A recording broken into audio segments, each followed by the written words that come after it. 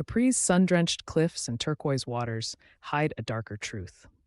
In AD 27, Emperor Tiberius abandoned Rome for this isolated paradise, transforming it into a labyrinth of power and paranoia.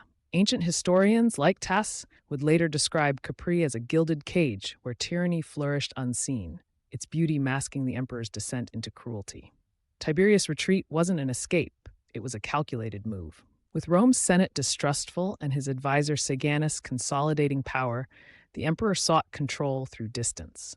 Capri's remoteness allowed him to rule via coded messages while avoiding scrutiny. As Cassius Dio noted, he exchanged the Senate's noise for silent dominion. At the heart of Tiberius' reign stood Villa Jovis, a marvel of Roman engineering and surveillance. Its cliffside location offered panoramic sea views to spot approaching threats, while hidden passages allowed spies to move unseen. Tacitus describes how the villa's very design mirrored Tiberius's mindset, elevated above all, seeing all, trusting none. Tiberius turned Capri into an empire of whispers. According to Suetonius, he rewarded slaves for reporting their masters' seditious words, real or imagined. The island's intimacy amplified distrust. Even dinner conversations could mean death. This spy network, Tacitus claims, let Tiberius pluck treason like grapes from a vine. Suetonius's most infamous accounts depict Tiberius's banquets as theaters of humiliation. Guests were forced to drunkenly recite insults about themselves, while others allegedly disappeared mid-meal. Modern scholars debate these tales, but agree Capri's isolation enabled extremes, what Tacitus calls luxury unshackled from Rome's gaze. Capri's cliffs became tools of terror.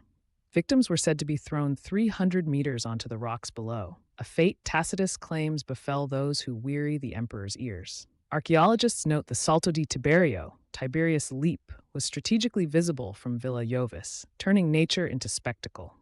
Even the sea, Dio writes, was made his executioner. Young Caligula's visits to Capri shaped Rome's next monster. Suetonius alleges Tiberius groomed him through exposure to brutality. Whether as participant or prey remains debated.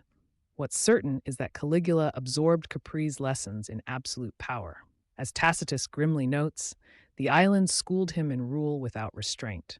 In his final years, Tiberius grew obsessed with prophecies.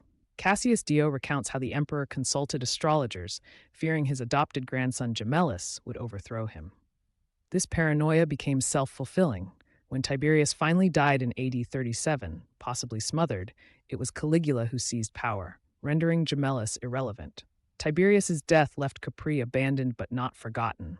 Suetonius claims his body was mocked by Rome's crowds, while the Senate damned his memory. The island's villas crumbled, yet their legacy endured. As Tacitus observes, Capri remained, a silent accomplice to deeds the waves could not wash away. Today, tourists sunbathe where emperors schemed. Writers like Bruce Chatwin saw Capri as a mirror for narcissism, from Tiberius to 20th century residents like Curzio Malaparte, whose cliff-edge villa echoed ancient tyranny. The island's beauty still conceals shadows. As one local proverb goes, the rocks remember what the postcards erase.